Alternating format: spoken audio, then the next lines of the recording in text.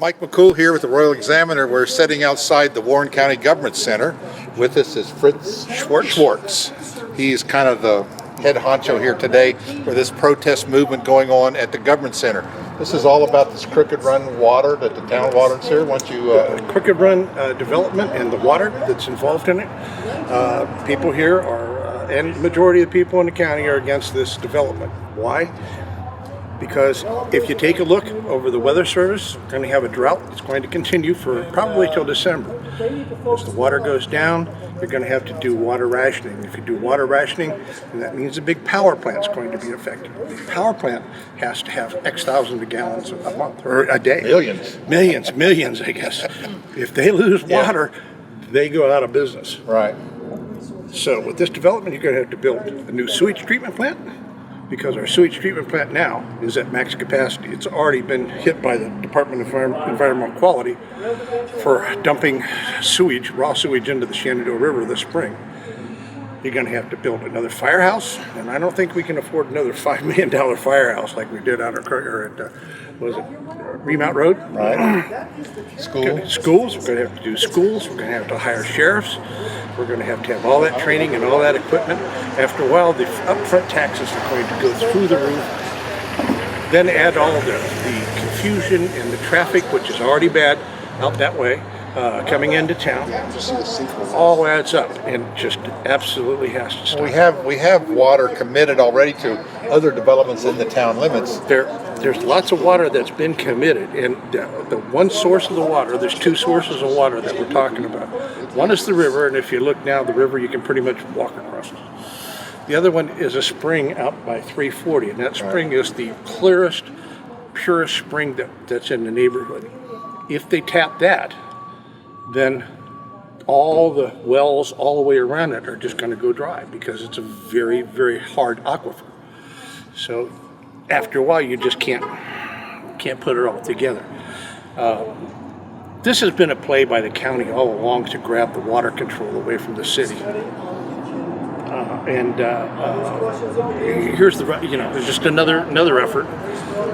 This development has been surprising because in the request for rezoning appeared another package, request for rezoning for Mr. Llewellyn's property and a road going into that. So again, this is just a good old boy problem, back and forth, who we're going to support. Mr. Ramsey also petitioned the town for water and sewer in his project there on Card Hill Road. Yes, sir. He went to that first about doing the annexation, and the county said no way. So they wouldn't let. If you're annexed, you're pretty well guaranteed you're going to get your water. Right. And the other thing is, why wouldn't you annex it? The county's a win-win, regardless of where it's built. Exactly. So it's still all in the county. It's all in the county, yeah. And so it's just, if you take a look at the early portion of this, way back when Mr. Sayer was on the county or the city council, he pushed to put water out of the city. Right. And then if you take a look, Mr. Tiedrich also pushed for the control of the water. The county says, since we control the schools, since we control the fire department, since we control the playgrounds and everything else, we might as well control the water. And it gives you cringes that it's going to happen. Well, even if it does, but what the chances, I think some of the talk I've heard about is they don't want to pay for it. No. I mean, the town citizens have already paid for the infrastructure. We got, millions and millions of dollars worth of infrastructure under the ground that we don't see that requires, maintenance on a continual basis. We've paid for that for the last 100 years. At this point in our time, where we're not quite sure how much money that the city government has, we're not quite sure how much money that the county government has, how deeply in debt, the impact of the EDA problem, more debt. It's just additional debt, and additional debt. This has affected the bond rating. As the bonds go down, the bond rating goes down. Interest rates go up. Interest rates go up. We have to pay more taxes. This would be the 8th tax increase in a row. And I don't think that we just continue to tax our way through things.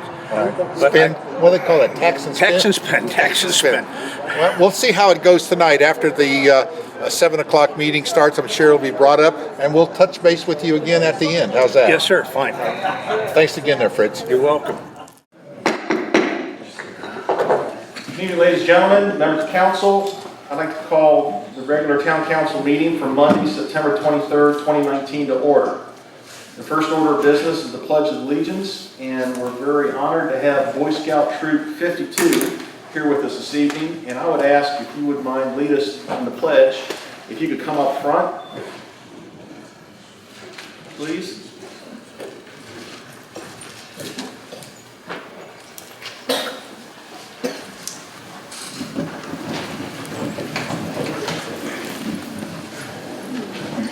You're ready next. Thank you. Scout salute. I pledge allegiance to the flag of the United States of America and to the republic for which it stands, one nation under God, indivisible, with liberty and justice for all.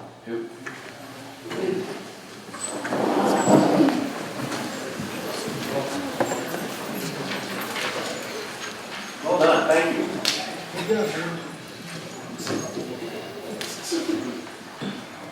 Next order item of business is a moment of silence. I'd ask you to have your personal time of reflection.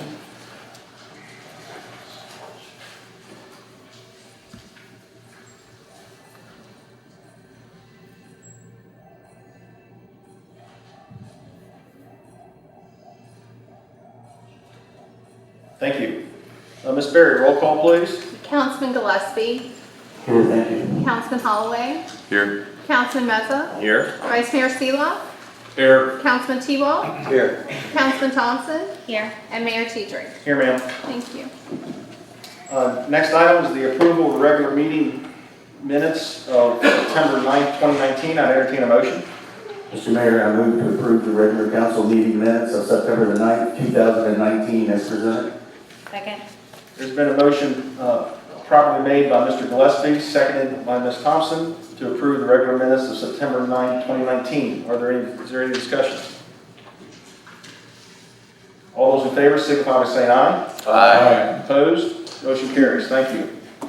Okay, now it's time for receipts, petitions, and correspondence from the public. Ms. Berry, how many individuals do we have to speak tonight? We have about 10 or 11 this evening. Excellent, thank you.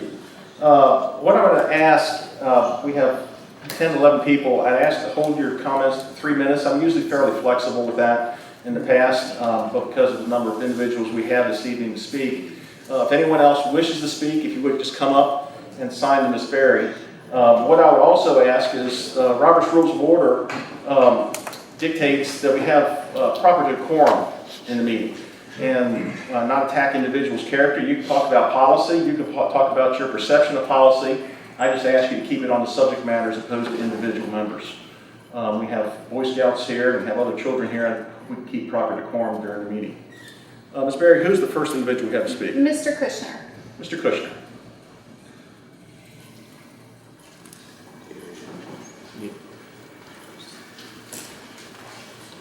And you would state your name and address, please. Get myself prepared here.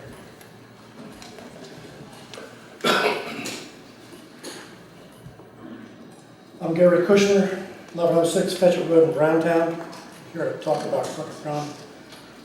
Some political leaders comment, and Mr. Mayor, I've even heard you say, that we need to encourage and support businesses that want to come here and collect relevant facts so informed decisions can be made. I believe that's a reasonable philosophy. But this project has transitioned from a commercial business venture to dense residential development. While I can sympathize with the property owner who wants to maximize the value of their asset, we can't support that at the expense of existing citizens. So let's look at the facts. Fact.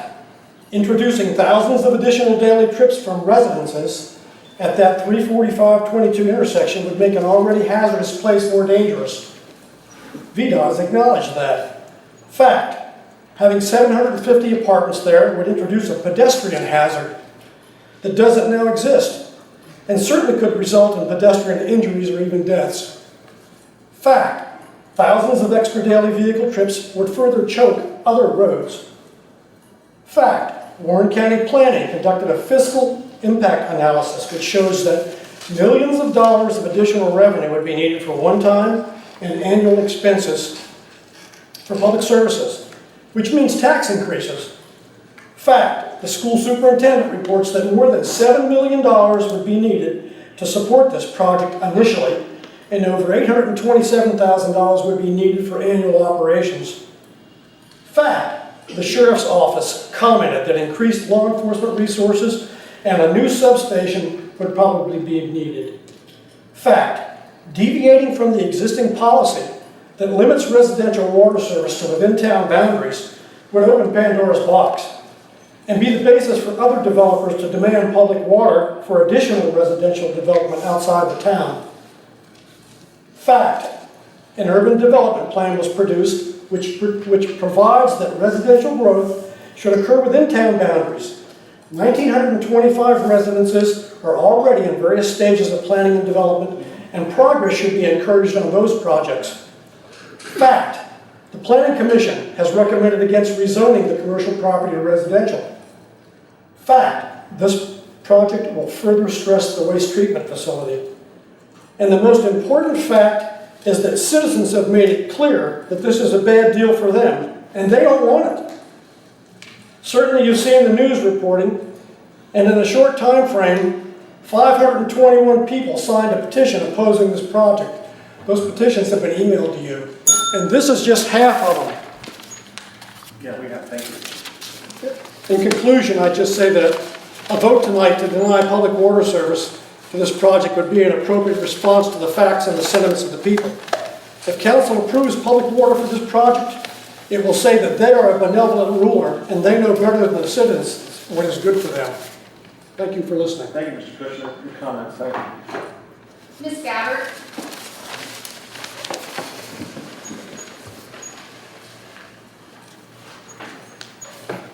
Bonnie Gabbard, 1221 Valley View Drive. Thank you for letting me speak. I'm not going to say a whole lot on the water issue because I think Mr. Fisher had his facts all together and he did a wonderful job. I just want to say that I do agree with him. I do not think it's a good idea for the town, the county, or the citizens. And I think that it should stay commercial like it was originally zoned. I would like to talk about the tap fees that I heard you all talking about in the last planning meeting.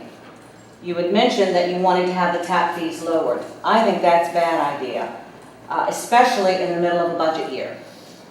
The tap fees have already been budgeted for this year. And someone made a comment that, well, if we lower the tap fees, more builders will build. And then that will make up the difference of the discrepancy in the budget. Well, I don't think that that could be a guarantee. You can't guarantee that more builders are going to build to make up that discrepancy. And then how is it going to be made up? You're going to have to increase water rates on citizens to make it up. And we all know we cannot afford to have another increase in water, sewer, taxes, trash, or anything else. It just is not going to happen. And I don't know why you all are pushing to have it done so quickly. At the meeting, you all, I think Mr. Tiedrick asked Mr. Waltz if he could do a study, and he said it would take about 3 months to do the study. And you all weren't happy with that. You said you wanted it done sooner. I think that we should give the town staff time to do the study and to do their due diligence, and then they can come back with an informed decision. I think that too much hurrying up has been done in the past, and it's gotten us into a lot of trouble. So I think that you should at least allow them to have the time to do that. I think that we need to wait before we start doing a lot of these things. You're saying that you want to lower the tap fees. We don't know how we're going to pay for the police department. The EDA issue is pending. Now they're sending this water out to the residential outside of town is pending. I mean, if the house was burning down, would you go out and buy more furniture to put in it? Or would you put the fire out? I mean, we need to concentrate on the issues at hand and get them resolved before we start bringing up more issues. And I do want to say that I think it's wonderful that you all didn't go into closed session at this meeting. It's not on the agenda. I appreciate that. But I do want to say that I was disappointed that you went into closed meeting to talk about how much we owe on the police station. Because I think the citizens should have heard that, because after all, we are the ones that's going to be paying for it. And I think that the more informed the citizens are, the less it's going to be on you guys to take the brunt of it. Thank you. Yeah, just to reiterate, or just to comment on one point, I believe we're not exact on the number. We think it's about 8.4 million is what we were told we owe in the police department, but we went to an executive session to discuss our legal strategy as it relates to how we're going to handle the lawsuit or handle the legal issues. So I just wanted to clarify that for you. Okay, thank you. Yes, yes, ma'am. Thank you. Mr. Gabbard?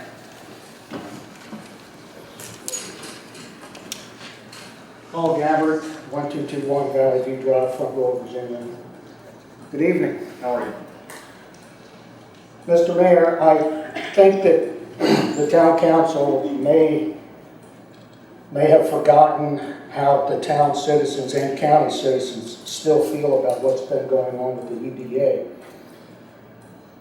When a councilman wants land to build townhouses on, townhomes, apartments, and it's passed, the illusion that the citizens get is that he's getting special treatment. He's getting citizen-owned land, taxpayer land, for him to build houses on and make money.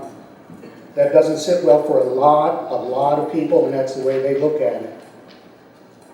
So I think the council needs to really look closely at what they do and how the citizens are still feeling about the way things are being done like that. And the tap fees, I think my wife mentioned it, the tap fees are passed on to the individual buying the house. It doesn't matter what it's charged to the builder. That's ridiculous. From the water standpoint, I just want to go into the development itself. I retired from the leasing, development, management, acquisitions of commercial real estate. The developer, in the beginning, he wanted a commercial. He got it commercial, all of it. Now, he's using the crying game, as I will put it, of not being able to bring new business in. Front Row would never have been able to bring the business in to take up this much commercial land in the beginning. He didn't do his due diligence right, or he was just guessing on a good turnout. Losing Staples, he said, was because of Amazon. Amazon didn't close Staples.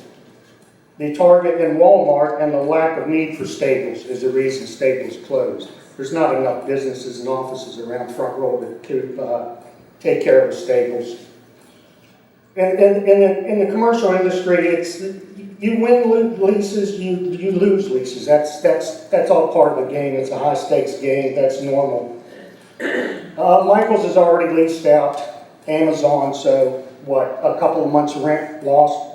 It's not being lost now. Look at every other pad that has been built in those two shopping areas out there since the original development was developed. Starbucks, Dollar Store. That place has been built up unbelievable. So using the excuse that he's lost some shops to Amazon is ridiculous. It's a ridiculous argument. This should not be changed to commercial or to residential. It should say commercial the whole way out, which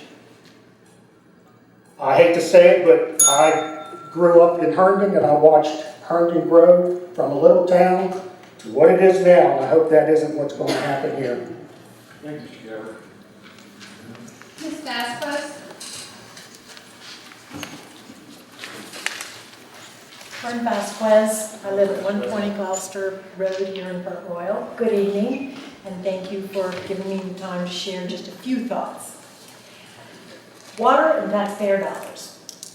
They're the two finite resources that always come to surface when residential development decisions are in play. They are, in fact, the engine driving discussions, disagreements, and policies of development within the town and county. Although Council's upcoming vote on the Crooked Run West development is paramount on our minds tonight, this evening, make no mistake in assuming it's a one-time standalone vote. I believe, in fact, that it is marking a course direction. Obviously, this isn't the first time the county has asked the town for water and sewer services, but let's review past protocol. The town code states the county would formally request the town to provide water and sewer services to an area outside the town limits. The town council must decide if the town would annex or boundary adjust this area into town. Studies are done before the decision can be made based on the availability of water and the cost of extending the service to the county's proposed area. The council's decision will be based on the cost to the town to bring the services.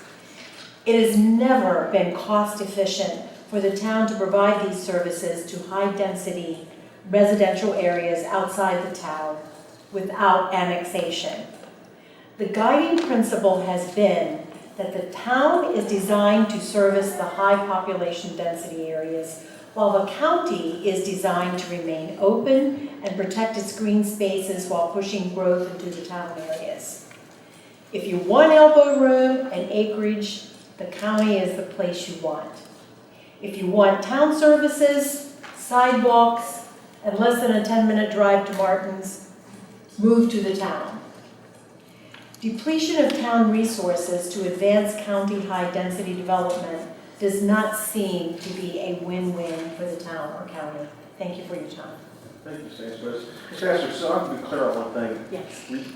Were you supporting the town annexing that area in order to provide services? Is that?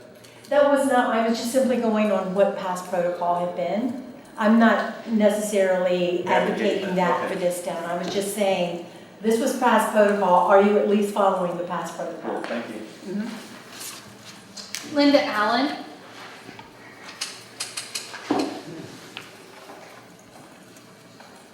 Linda Allen, 15 Massey Street, Front Royal. Hi, Ms. Allen. Good evening, Mayor Matt, and members of town council and staff. The focus is a proposal made to slash cost of water and sewer connection fees to houses under construction. See page 2 of your packet. For our town code, chapter 134, the cost to connect water to a new home with the usual 3/4 inch pipe is $43.40, and for the in-town rate, the builder has that slashed by $5,000. In fact, the town bears the cost and the builder pays $0. Reality is that costs rise every year. Surrounding areas surveyed by our consultant, Burton and Associates, which is page 3, in an old paper, shows that these areas consider an increase to cover rising costs. To slash the connection fees increases the builder's profit, imposes a hidden tax on the residents of the town, increasing their monthly bill to subsidize the builder, and the monetary loss must be made up by the water company budget. The cuts have a rationale floating around town of cut the price, then more builders will build more houses. When you look at how difficult it is to project the number of new houses, then you recognize that building more because of slashed price is a pipe dream. And it creates an old kickback type of deal used by politicians who need contributions to run their election campaigns. That is, look, Mr. Land Developer, what he's done for you. Now fork over a contribution to this election campaign, and we will be best friends forever. Not the way we do business here. It turns out that issues with water are numerous, and each is expensive. See page 4. Look at what the Department of Environmental Quality can do to us if we do not address the inflow and infiltration I&I issues. There won't be any new connections if DEQ says so. Or they can fine us up to $30,000 a day. Or they can force us to raise the cost of services in order to have enough money to repair the sewers. The water company must figure out how to get these jobs done over time. The way we calculate costs and fees we give to customers is by evidence of need for particular prices. Studies exist in the public hearing. I will pull pages from your studies to illustrate the problems found that generate increased prices. These issues truly should have a public education component, perhaps 4 sessions in different geographic locations with handouts. I would volunteer to help set up this project. It isn't for or against the county or the town to discuss this. We could possibly double the current population and be okay. Not that that will happen anytime soon. But one of the reasons for its need is the conduct of council members at the September 16th work session. There's a question about what council members understand on water issues and recognition that the complexity of governance and its issues and how we do business here. We have a staff here that is quite an asset to town council for assistance in an educational effort. It could make the most accurate information available on this topic and many others. Positive impacts and respect for town council are desirable objectives too. Thank you. Thank you, Ms. Allen. I just wanted to make one particular statement as it relates to your claim that it creates an environment for kickbacks and whatnot. That would be illegal. Yes, And it is. It is But illegal. But it's there, you Yeah. know, you see it. And I'm just saying, we don't do business that way. yes, ma'am, not at all. I don't know any council member that would do that. Also, as it relates to one council member got a vote on this subject, which is a violation of procedures for a work session. Yeah. And we didn't vote in that work session, so there was not a vote. There was a council member who brought it up for discussion. Just saw it. Yeah, there was a Yeah. council who brought it up for discussion. We'll make a statement about that tonight in a few Okay. minutes. But I just wanted to clarify that. Yeah. Thank you. Great comments. Who's next, Ms. Berry? Ms. Colors.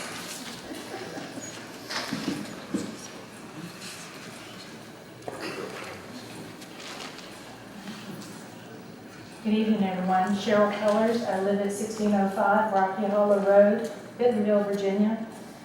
I live parallel to the Shenandoah River in Bentonville. I get to see it every day, which is a blessing to me. I'd like, if you wouldn't mind, if you would raise your hand if you've seen the water level in the last week of the river. Thank you. It's dropped dramatically, hasn't it? It's for a year and a half of extreme rain. It's amazing how fast it dropped, because we're not the only ones pulling out of it. I don't know if you've traveled towards Harrisonburg and Rockingham. I did that over the weekend. They're burnt up worse than we are, and they have been for a long time. The farmers pulled water out for irrigation in those areas. Golf clubs do for their golf courses. Homes is just like we are doing. My concern tonight, because the river can't speak for itself, and everybody else is able and very eloquently talked about their concerns, I'd like to speak for the river and the effect it's going to have on all of us. I remember in the early 90s, we had a drought. People's wells were going dry. That can go again. The more houses you get, everybody drills a well. They don't have their own little single lane. There might be 3 or 4 wells that are pulling off that one underground stream.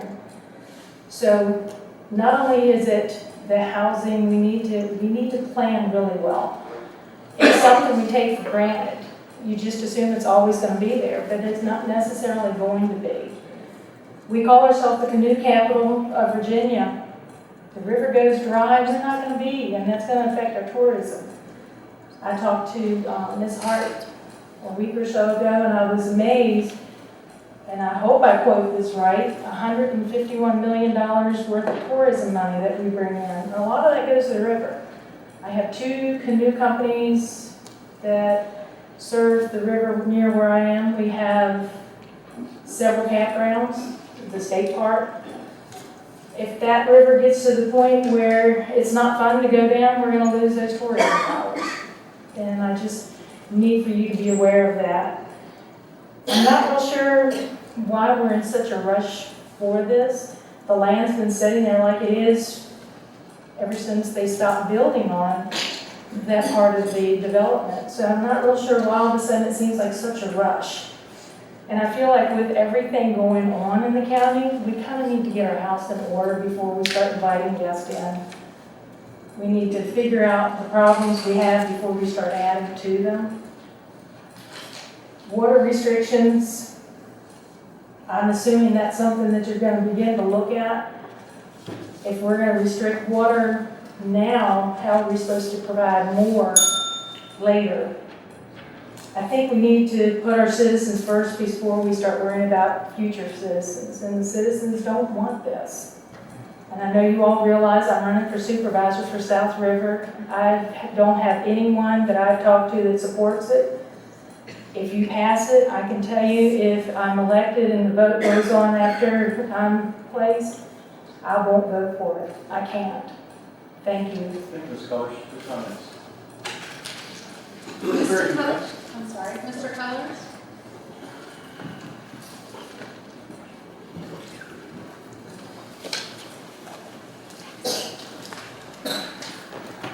Steve Colors, 1605 Rocky Hollow Road, Bentonville, Virginia.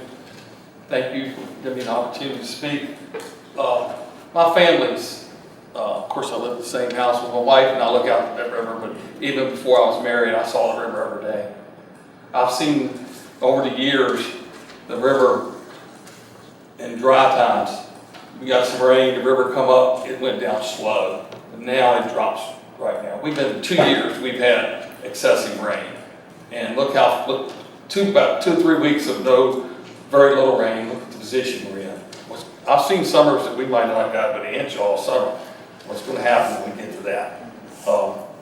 You know, we lived on this farm for 100 years, my family. In 2010, we won Conservation Farm of the Year. What goes in the river of Bentonville, you drink. Of course, my kids drink and I drink when I go to the restaurant, but you drink.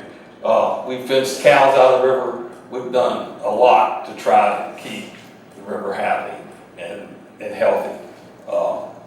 And I just hate to see it go to the point that we have no more water. I see wells being drilled. I see well drillers coming out of Northern Virginia because ours can't keep up. Wherever I go, I see a well driller drilling. It's dropping our water table. When the water table drops, the river has nothing to refresh it. And it's happening all the way up through the valley. It's just not Warren County. So, you know, really be careful about big developments like this. It's what's going to happen when industry comes in and we want something that's going to take some water. We're not going to have it because we're going to build all these houses and let people move from Northern Virginia up here. I'm sure it's good for some of those industries or the people to run restaurants and stuff. It will help them if more people come, but I live in Warren County. I don't live in Fairfax. I want to keep living in Warren County. So with that said, please do what you can. One thing I want to put, and my wife said the same thing, but I see people, even right now, as much rain as we've had the past 2 years, walking their canoe down the river. Now, let's face it, folks, you go on a 10-mile canoe trip, you got to walk down the river, they're going to go to the beach next time. So, you know, and there's a lot of money spent in Warren County. And for oil, they stop at the restaurants. And so please look after our river. I know you got a $5 million, but I bet you when you go back, you won't get it. You won't get it anymore.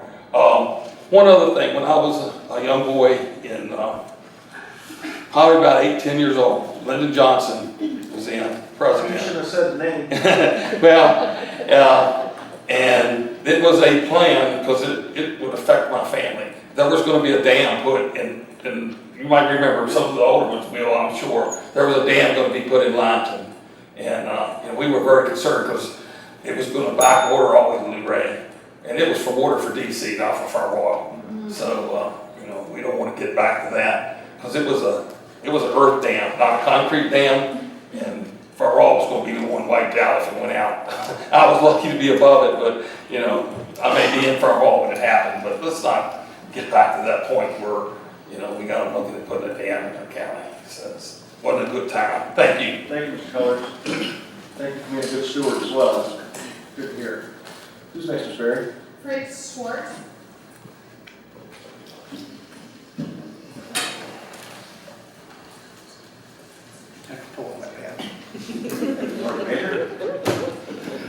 Good evening, I'm Fritz Schwartz, 959 Blue Mountain Road.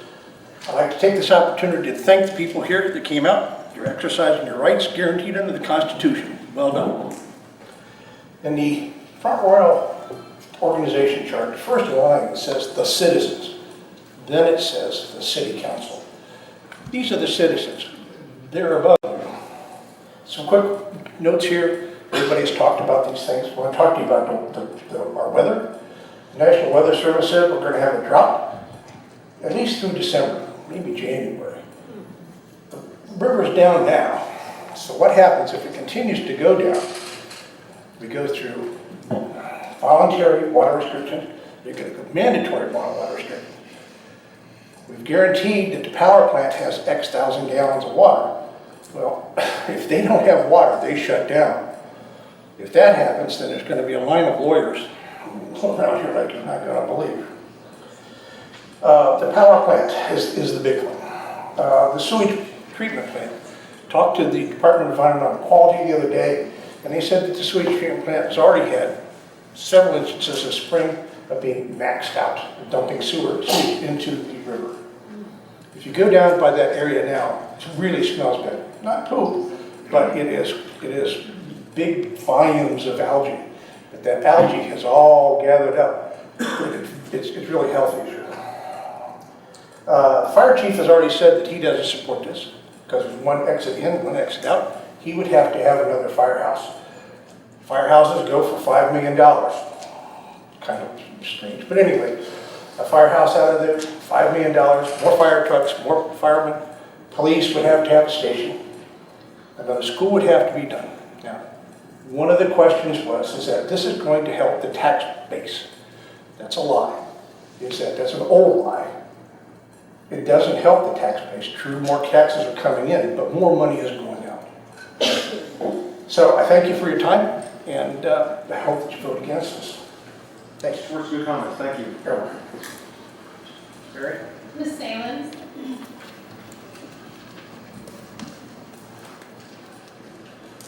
Melanie Salins, 95 Murray's Drive.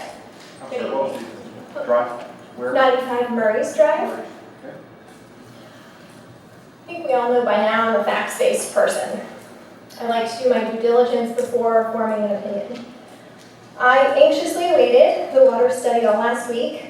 My apologies to all of you that I annoyed with all the emails and calls asking for it. I wanted to be sure that I had time to properly review it so that I could come tonight with well-formed thoughts and questions to ask. Unfortunately, the presentation coming later tonight will be my first chance to view the study. And that will occur after the part of this meeting that allows for public comment. For this reason, I respectfully ask you to amend the agenda for tonight to allow public question and answer period following the presentation of the water study. In speaking with citizens of our community, it has become increasingly evident to me the masses are not in favor of extending town water to county residential developments. You've heard all the arguments already, I won't send them again. While I understand the predicament that the Crooked Run West developers are in, we must remember that community opinion matters. Citizens' input matters. What they do with their land will also impact the future of our entire community.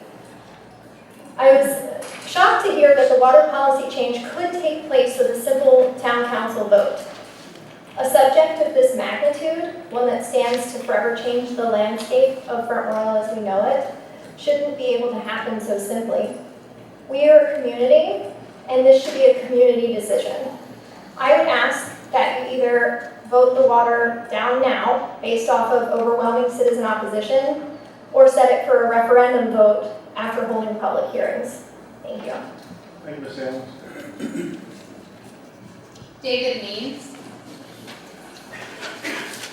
Hey, David. David Means, I live at 210 West First Street, Front Royal, Virginia. This isn't a brand new discussion. It's been going on for a while. I remember 10 years ago standing up and making a comment about water and its value to council when they were trying to figure out, well, how are we going to pay for all this infrastructure that's now taking place in upgrading our water plant. That was quite a price tag, and we're going to be paying that for quite a few years. We managed to now be faced with the possibility of almost a third Warren population. We have 2 already approved subdivisions, possibly 3, that are going to be needing water also. We had Dominion Power Plant come in, who purchased the development, or not development rights, but the rights to build towers, cooling towers, that went from 80 feet to, 180, maybe more feet up in the air, went from 1 to 2 to 3. And it's livable everywhere if you're up on Skyline Drive.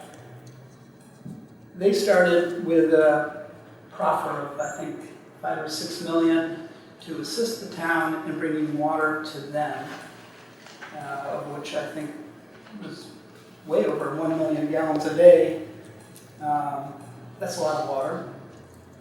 You have these subdivisions come online, that's a lot of water. You know, anybody who's taken courses in planning knows that residential development in the long run does not pay.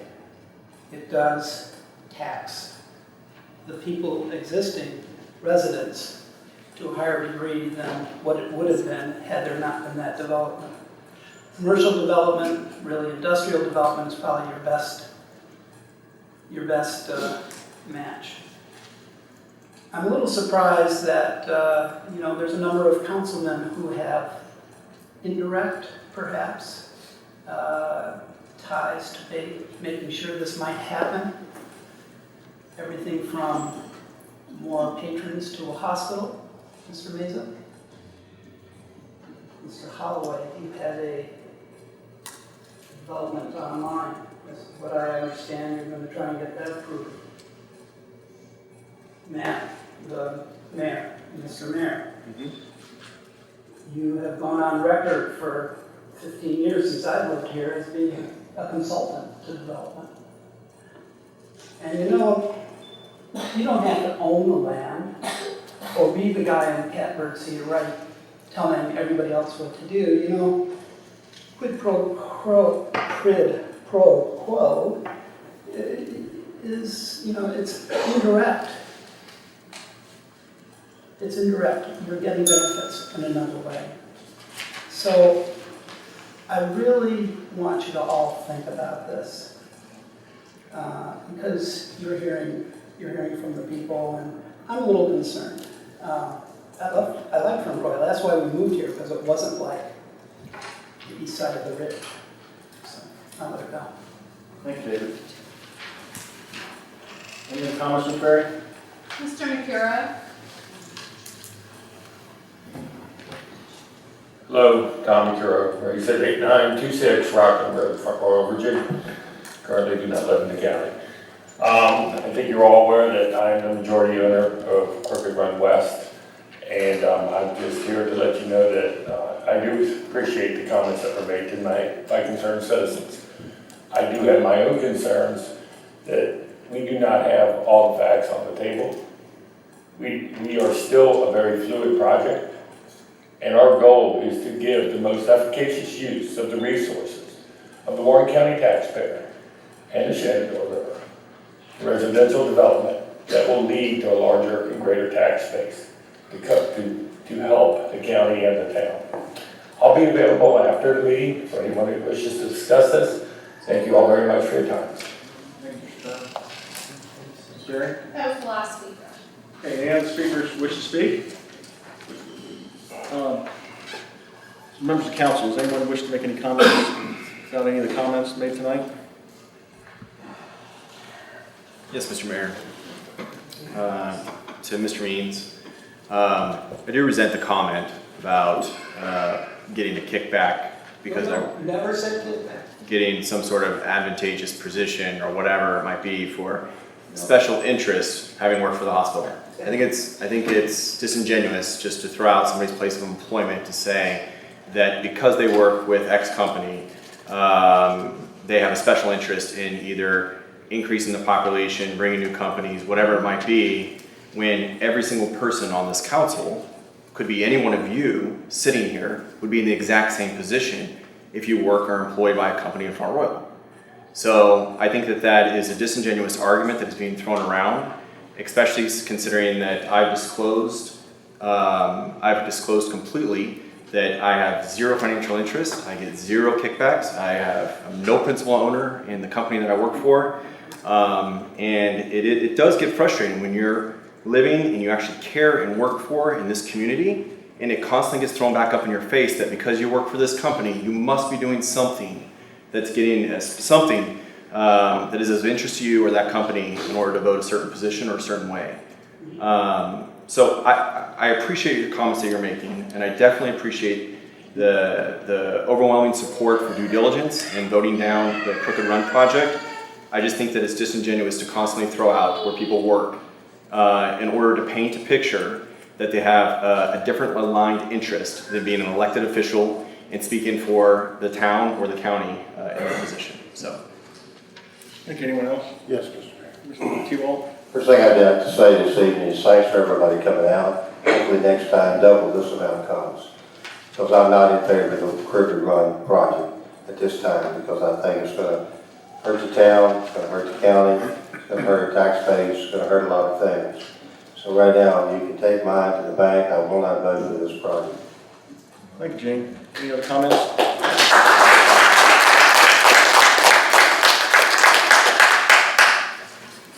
Yes, Mr. Mayor, I just want to piggytail on Mayor, maybe soon to be Mayor T-Walt's comment that I won't be voting for it either.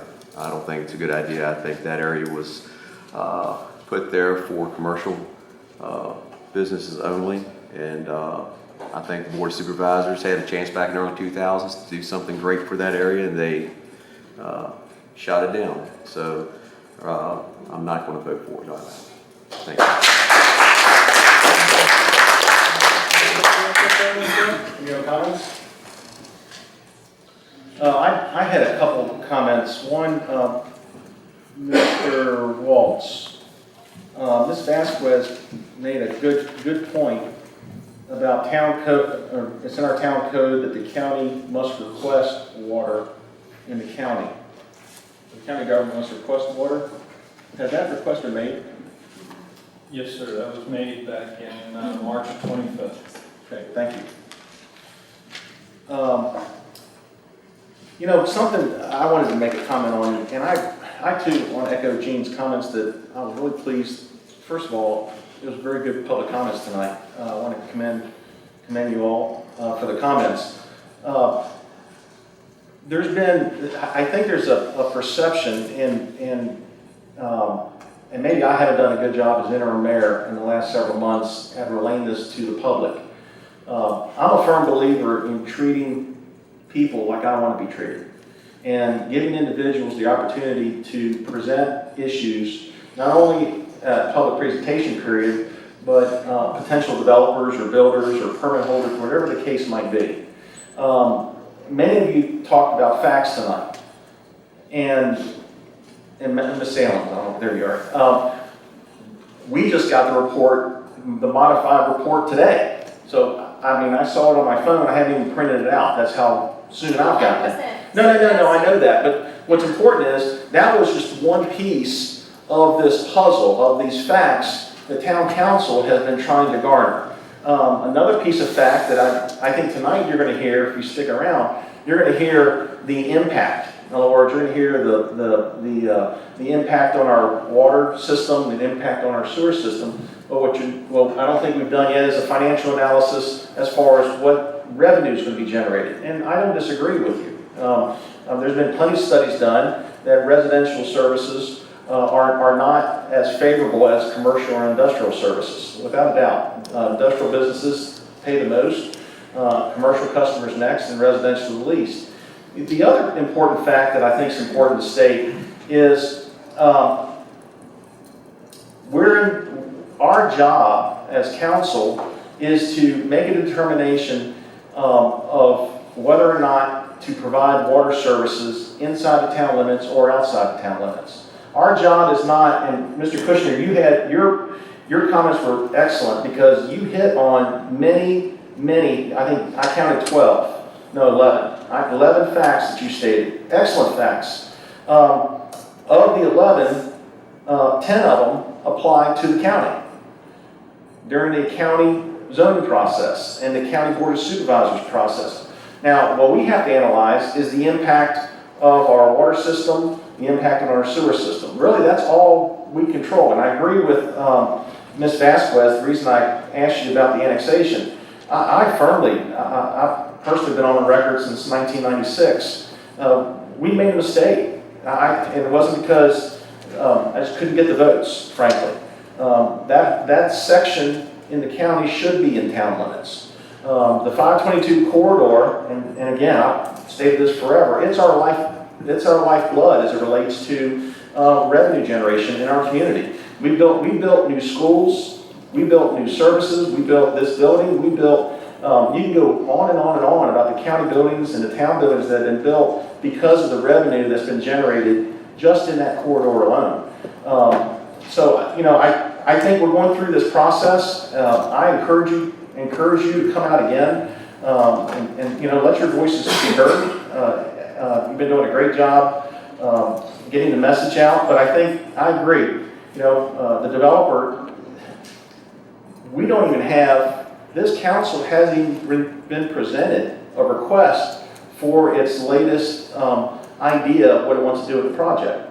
So again, we've gone through our analysis. And I'll say this on the record in front of my council members.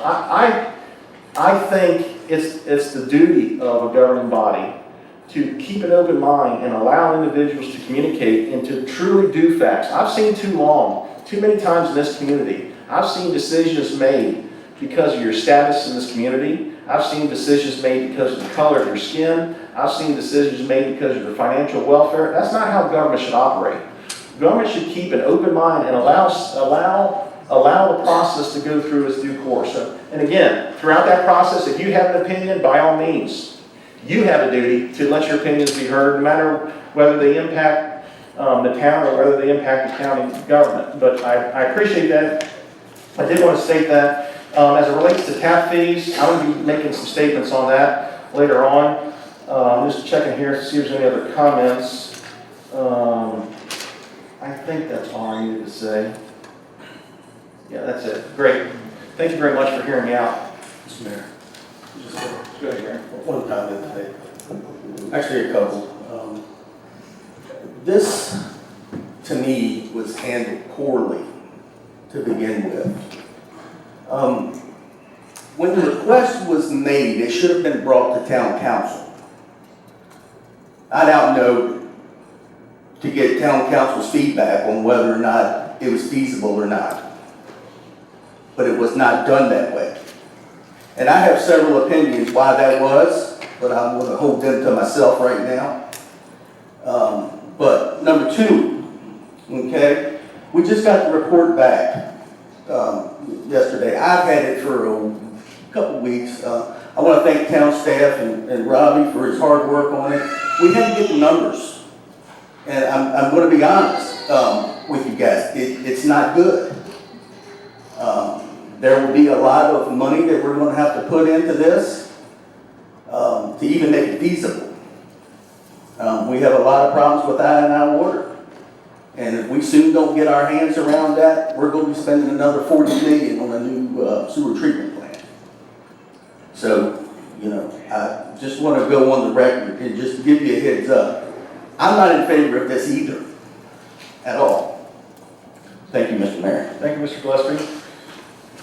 Okay, everyone ready? Next on the agenda is report of the town manager and town officials. We have the star of the month for August. This is one of my favorite moments in these meetings, frankly. I mean, to be able to, Joe, why don't you tell, if you would, tell the public what we've instituted as far as the star of the month program. Yeah, thank you, Mayor. Something we started back in July was the pride in performance equals excellence. One of the things that we encountered over the summer, there was just a lot of negative going around, but we had a lot of positive things. Employees were stepping up above beyond what citizens' expectations were. So we decided to reinstitute a new employee appreciation program, which was Pride in Performance, and this will be our second month giving away the Star of the Month. And can I go ahead? Yeah, please. And this is one of my favorite parts as well. Performance is often measured when employees go beyond the citizens' expectations to meet the highest standards of service to them and to their community. Part of the Front Royal Police Department's organizational values is professionalism. Our conduct and demeanor displays the highest standards of personal and organizational excellence. This employee went the extra mile on an extremely hot day when a young man was upset, afraid, and only wanted his mother.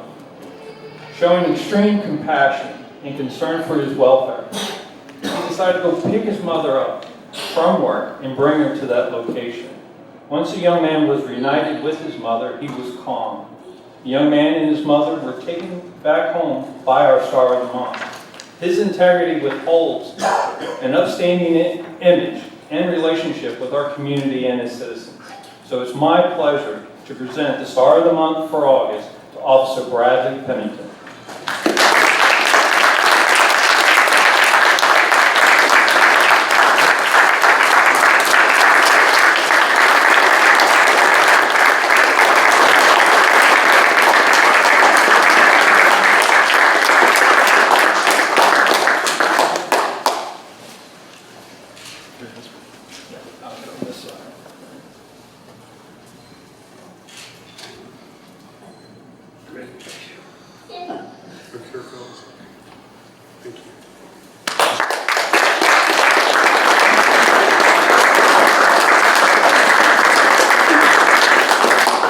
This is for going beyond our citizens' expectations and for meeting the highest standard of service to our community.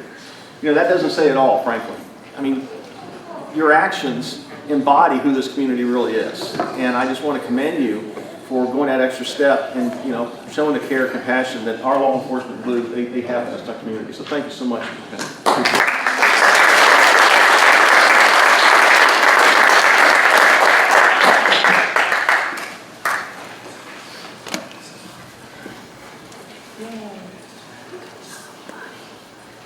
And no, we don't get off speeding tickets.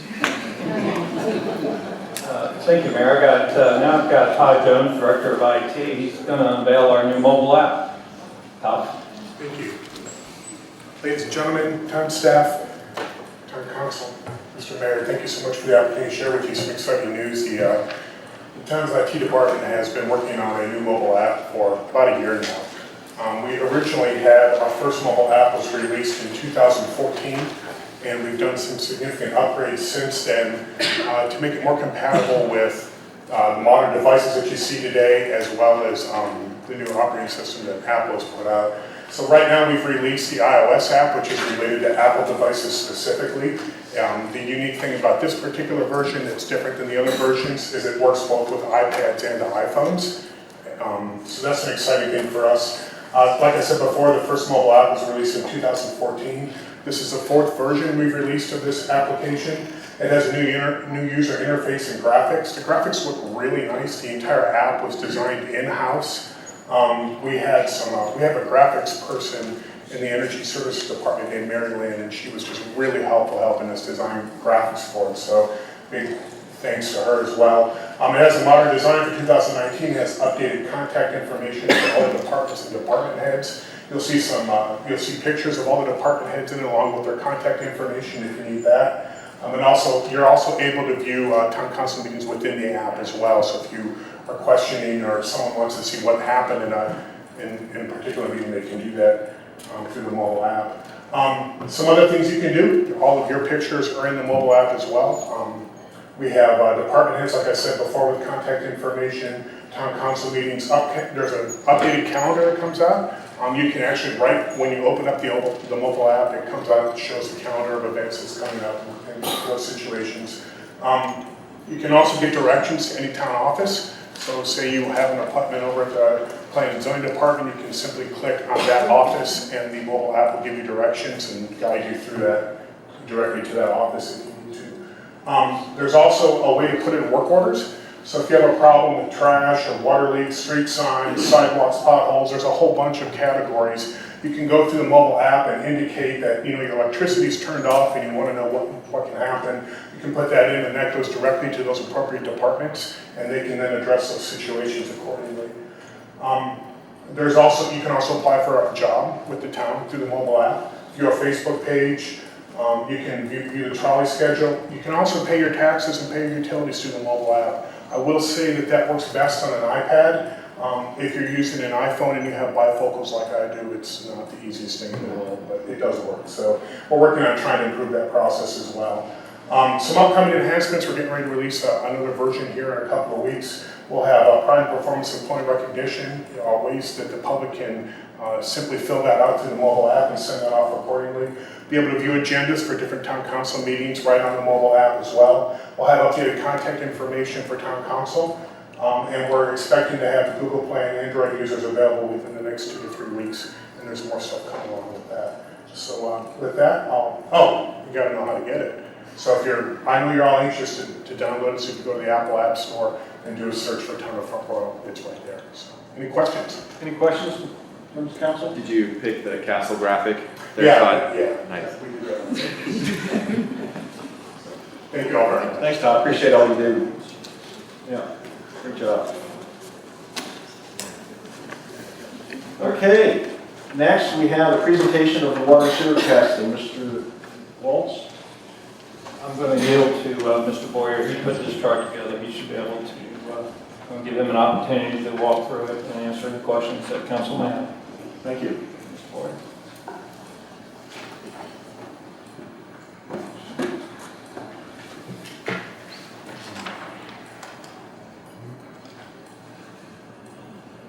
Mr. Mayor, members of council, we may want to, is there a way of blowing that up and turning those lights off again? Go ahead.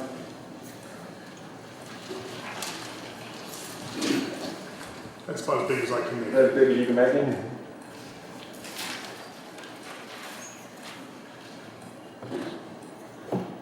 Okay, I'm sorry. Go ahead, Mr. Boyd. Yes. Okay, so we'll start with the water, if that's okay with everybody. Just kind of go through. If you start at the top left of the chart, where the 4 is, that's what the water treatment plant is permitted for through the VDH. As you come over, you see the 1.94. I'm sorry, that represents 4 million gallons. Yeah, I'm sorry, yep. 4 million gallons a day is what we're permitting. Yep, MGD, yes, sir. Okay. When you come over to your 2018-19 average, that's million gallons a day as well, at 194 on an average for the 18-19. So 1,940,000 gallons per day is what we're averaging. Yes, sir. Okay. When you come over to the peak month for 18-19 at million gallons a day, the peak for those months was 2,300,000 for that. And then when you come over available peak capacity at the man month what was left was 1,700,000. We come down to the next line, which is Dominion Power.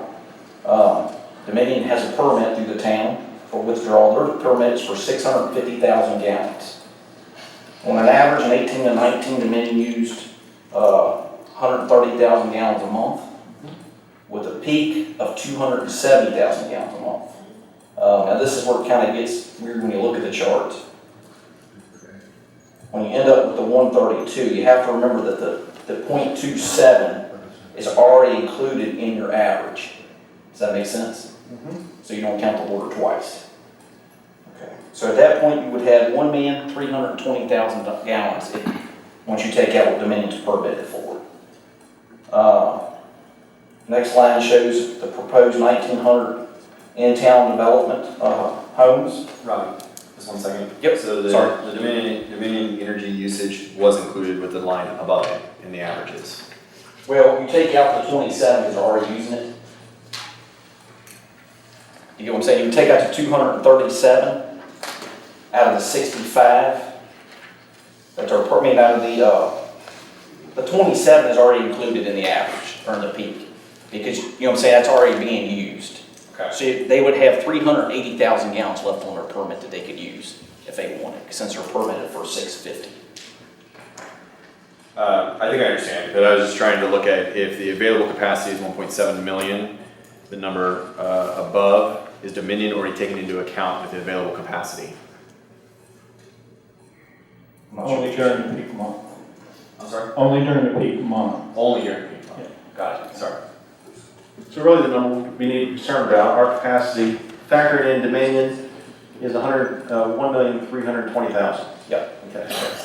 That would bring in 1,900 homes. Yes, sir. That's 450,000 gallons is what we had just roughly for that, since we don't actually have any plans or anything. If those were completed, that would leave 870,000 gallons left in the water system. Next, we talk about the corridor. First off, it shows you the Guard Hill Pump Station, which was designed for 1.3.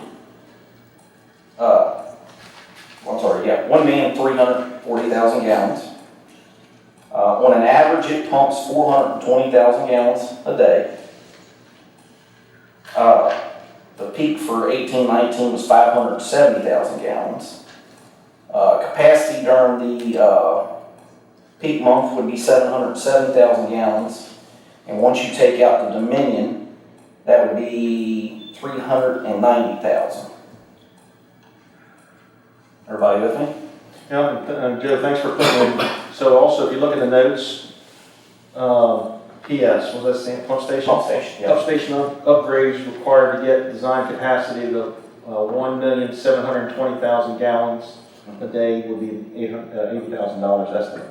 Yes. And what that is, because right now the pumps, if you run them all the time, during the day when school's in, Heritage Hall, like Riverview Estates, a lot of them have pressure issues. So we Yeah, I would, and this is a side note, but matter of fact, Ms. Gafford and I had a conversation about this. And it took longer to get this information than expected, but was talking about, not Riverview Estates. What's the subdivision?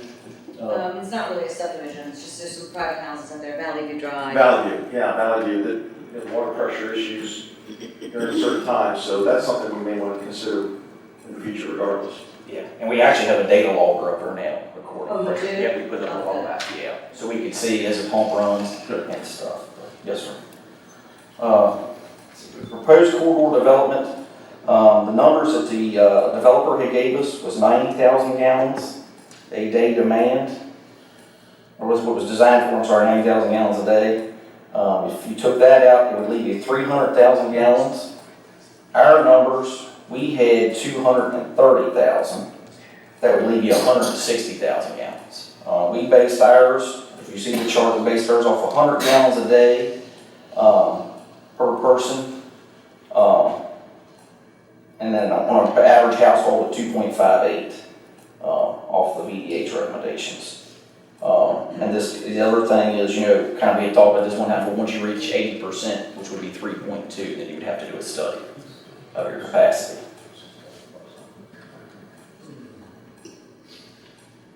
Okay. Any questions from council as it relates to water? I'm looking at that Guard Hill. I'm looking at 0.42 million gallons. And you're showing that approximately 12 million gallons is used, but where's that other 30 go? Is that the golf course on the other side? I'm not sure what you're talking about. I'm looking at your 0.42, your average gallons coming from the Guard Hill pump station. And using. That's the average pump for all 522. All 522 is pumped through Guard Hill to the tank, and then gravity feeds back.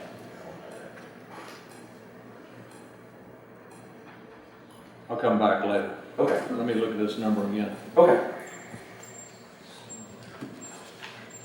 Okay, please continue. Yep. Did you switch it? Is there anything you needed to add to that?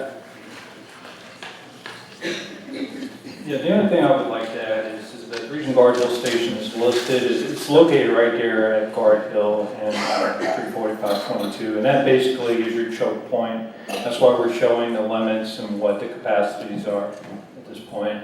And we're already, I was unaware of the issues we were having with Mr. and Mr. Gabbard up there on Valley View, so we're doing we got a data logger out there and we're playing with some VFDs at the Guard Hill pump station, but we're already looking into upgrading. It's a minimal expense to increase that capacity at this point. Okay, let's move on to sewer. All right, for the town's wastewater treatment plant, we are permitted through DEQ for 5.3 million gallons a day, which is your top left again. We did a 4-year average to show for 4 years what the average was, which was 4.6 million. Originally had done it off just last year, which you can see last year was 5,830,000 gallons due to over there we had 58.9 inches of rain last year at the wastewater plant. So this kind of gives you a little better idea on a normal year, a couple of years of what it would run. The peak month flow from 18-19 was 7,900,000 gallons at the wastewater plant.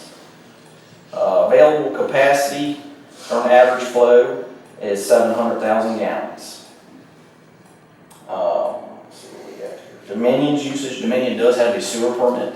They're permitted on what they can discharge, which is 295,000 gallons a day.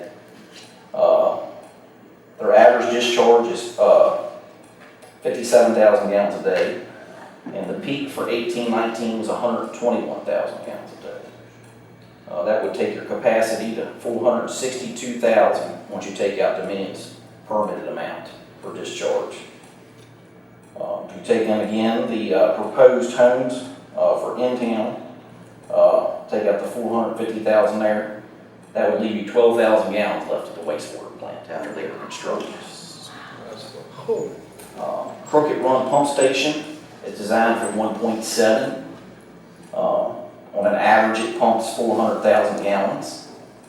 The peak here was 1,300,000. I'm sorry, that's capacity. Sorry. Capacity on average daily is 1,300,000 gallons. And then after the Dominion, it's 1,090,000. The Riverton Pump Station was designed for 2.7. With an average of 1,333,000 gallons. Available capacity there is 1,400,000. And once it's all said and done, you take the Dominion and all that, it leaves you at 1,160,000.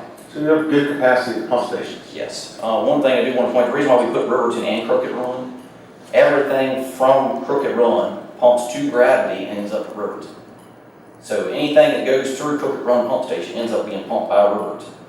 Also, all the Rural Village area and all Visco City area, all three of those end up at Riverton Pump Station, just so you understand the importance of that. Where was we at? I'm sorry.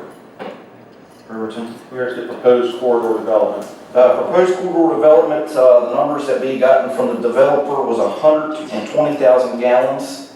If you took that out after that, you'd be at a negative 108,000 at the wastewater plant in dry weather conditions. If you take our numbers, which was 230,000 gallons, you would be at a negative 218,000 gallons, and that would be during dry weather conditions at the wastewater plant. And then down at the bottom, it just shows you some of the sewer bypasses for 17 and 18. 2018, we had 28 bypasses events, which equaled 35 million gallons. In 17, we had 10 bypass events, which equaled 12 million gallons. Mr. Mayor, I have a question. I know all the answers, but I want to ask you. Going back to the line 4 where it says 2018-19, where it says the peak month average, that was due to primarily the overflow of the sewer plant in regards to the amount of rain that we received that particular month. That's why we're now under the consent order from the DEQ in order to try to eliminate that by spending this year alone $3 million just on our I&I. And next year we'll probably be mandated to spend that much or more. So, you know, I think that really plays a big issue when it comes to our budget cycles. And let the public know that we need to really get working on this I&I because this is a major issue that we have. Not only in Front Royal, but almost all towns have the same issues, but it seems like we may have a little bit more in some of them. Thank you. Yes, sir. Absolutely. Robbie, what is, just so I'm understanding this and reading this correctly, what is our available capacity if you took out the proposed development in town as well as the Crooked Run or proposed corridor developments? So you're saying on the sewer water? Sewer. So if you took out the in-town and the corridor, right then you would have for Dominion, you would have 462,000 gallons. Of available capacity, 462. Yes. And that's based off because of what Dominion's permitted for. And that's really, and I'm sorry if this is a dumb question, but really that's the processing capacity of the sewer plant. Yes. So if, let's just say 2,600 new homes were built, and you took those tap fees for 2,600 new homes, and that generated, let's just say our proposed, or one of the proposed reduced tap fees of $10,000 was $26 million or generated a certain amount, let's just leave the numbers out and make it easier. Let's just say it generated additional revenues for the infrastructure development. Would the current sewer plant be capable of being upgraded to meet that capacity or increase that capacity with the new homes development in the study? You mean as far as cost-wise, or the plant just in itself? Yeah, like we have to build a brand new plant to do that, or upgrade the current plant. I mean, you could do some upgrades. Because water's finite, I get that. You can't create new water. But we can increase the capacity for our sewer processing, correct? Say one more time. We can increase our ability to process more gallons of sewer. We could put in, yeah, we could expand some of what we have now that would help some with capacity. So my question with the study is, we're showing a bottom number of negative availability, but we're not showing any infrastructure development based on the projection of new homes. No, this is all just flow-based, is what's available. So I think that's a really important fact, because we would never do that, right? We would never. Yeah. Right. Yeah, we're just showing if everything was built out exactly where you would be, yes. Right, but we would never build out 26 homes and not upgrade our sewer to be able to process the capacity for it. Okay, so I just think that's an important distinguishing fact when we're demonstrating a negative number of our capacity, because what you're saying. We're projecting growth but no infrastructure development to go with it. Is that correct? That is correct. Okay. We're just taking a snapshot. Yeah. And we're also taking into account what we're obligated to serve potentially Sure. in town, the 1900. Yep, but that's why we have tap fees, right, for new homes developments, to be able to continue to build our infrastructure to go with it. And I just think that's important if we're going to look at. There's a lot of concerned people here tonight, and I just, don't want there to show a deficiency there, when in fact the town would never allow 2,600 homes to build and not do one upgrade to our water treatment plant to be able to. And I'm sure the state would make it before you. Right. Yeah. On those 1,900 homes as well, they've probably been 1,900 homes for 30 years available. Well, actually, I'm glad you brought that up, Mayor Teacher, because my next question was going to be, and I think this is excellent. I think this is exactly what we've been looking for, and I just really want to be clear about that. When we started talking about the Crooked Run project, this is the kind of information that we need to get back to Mayor Teacher's point about whether or not the town even has the ability to extend water out of Crooked Run, and I think that this brings up a lot of great information that really depicts that for us. So the only other component of this is, again, using the water's finite resource, can't create more water. The 1,900 proposed homes, 700, even the 750 proposed homes, and I know that that's a little bit fluid. Is that over the period of 5 years, 10 years? I think it was 3 to 5. The 750 was 3 to 5. I'm pretty sure it's 3 to 5. And the 1,900 has been on our plan for, I'm looking at you, Joe, is just roundaboutish, or maybe even Councilman T-Wall, or no, 10, 15, 20 years? that number until maybe 6 months ago when we started throwing around a number of what could potentially be, and that could be years down the road. One thing you can take is the first two lines above water and sewer of what we have today. Right. And we can hold true to that. All these other ones are assumptions at this point. Yeah, I was just trying to draw out, just like Front Royal Limited Partners, Swan Farms, how long have those been in the plan for development? Probably maybe 8 to 10 years, man. It's been a while. I don't know the exact date. So about 10 years. And then one other clarifying question, the 4 million permitted design, that's, if I say the wrong initials, then again, forgive me, but that is what is currently permitted through DEQ? For the water? For the water? VEH. VEH, okay. And is that number fixed for a certain period of years? Is that number get evaluated? Once you get to 80%, you would do a study and go back to them. And just like the corridors. To potentially increase that number? Yeah, well, just like the corridor study when it was done, or the PER, it had to go to them, and they had to sign off saying that would even be possible to do through them. So let's just play this out. If it got to 80%, you do a reevaluation, and they would say, sorry, this is all the resources that you have available within the river, water resources available in the river, you're not allowed to build anymore, or we're gonna change this number to 4.5, or we're gonna change this number to 5. Is that a possibility? Yeah, they would, they would, once you did your study, they would review it and adjust your permit from what they thought was a safe level, and to meet your demands of what you need. Okay. But yes, Answering that question, it took us 10 years to get from 2 to 4 from the DEQ. So did you go from 2 million to 4 million?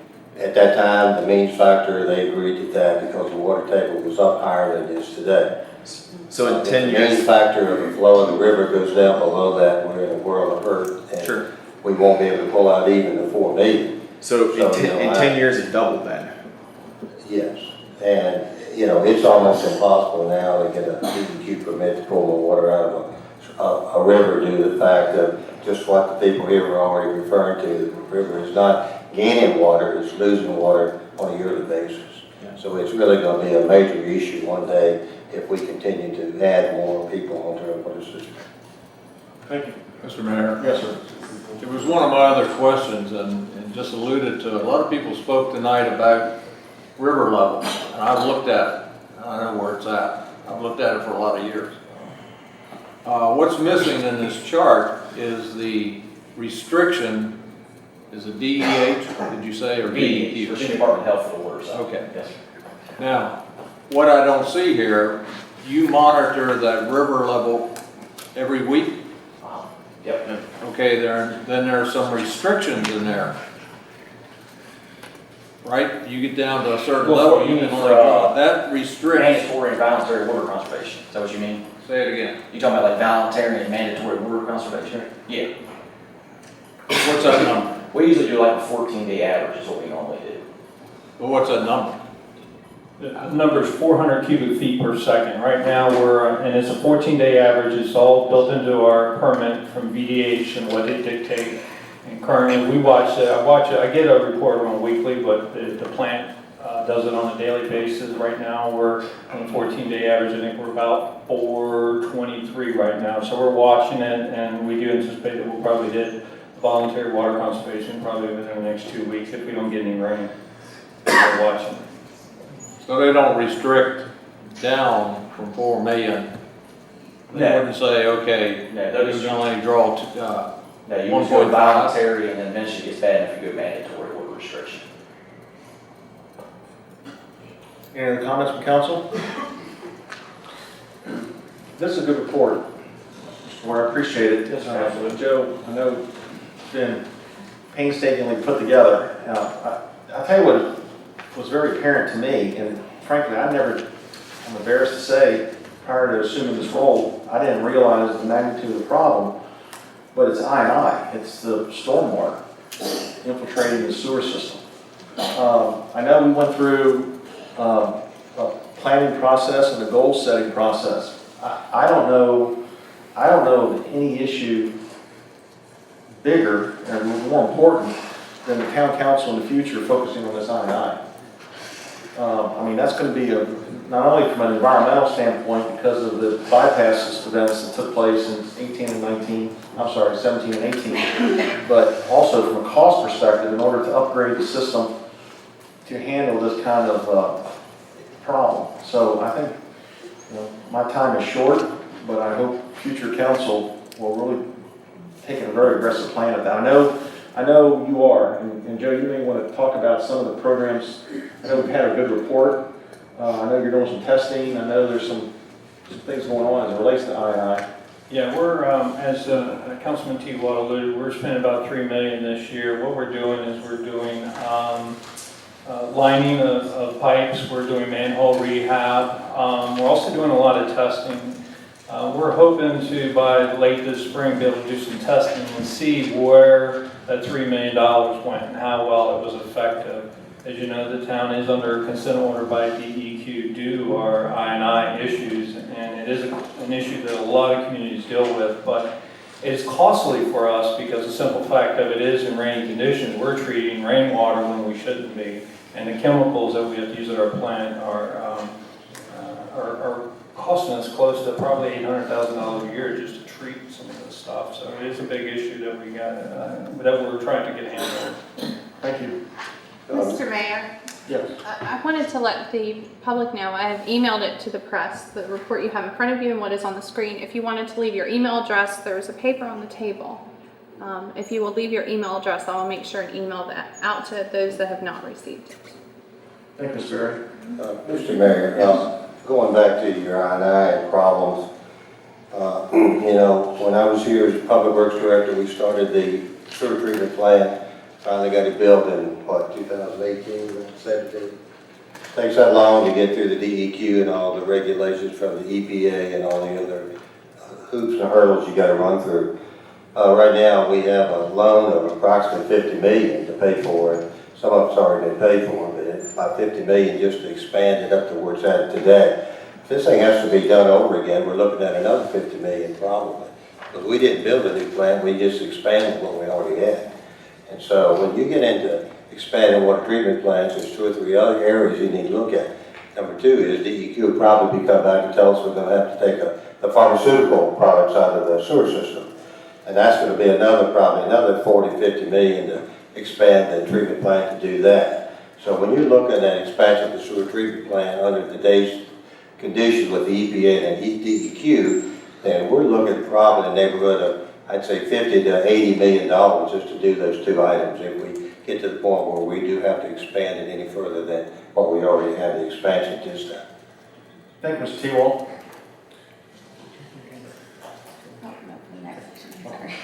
Okay. No other questions? Thank you so much. Good report. Mr. Walsh, do you have anything else? No, I'll yield the floor to you. Thank you. Next item on the agenda is requests and inquiries of council members. Any council members have any requests or inquiries? I just wanted to make a few comments. Public speaking is not really my thing, but I wanted to put a few things out there. First, about Chris's special treatment. I've gone on record before saying that he didn't receive any, and to say that also implies that everyone up here was engaged in some sort of shenanigans that did not happen. Let's see here. As far as the 522 corridor, I'm not in favor of that either. I've been very vocal about that from the beginning. The tap fees, I do recommend that maybe we take that back to a work session and have that vetted out some more with the study that Joe proposed. I don't want to come into a position where next year we're looking at higher recorder rates or higher taxes because we arbitrarily picked the number to reduce it by. I think that's everything I have right now. Great. Thank you, Ms. Thompson. Any other comments? Yes, Mr. Mayor, are we going to bring the water study back to a work session to discuss kind of next steps with this? I believe that's the plan, yes. Yes.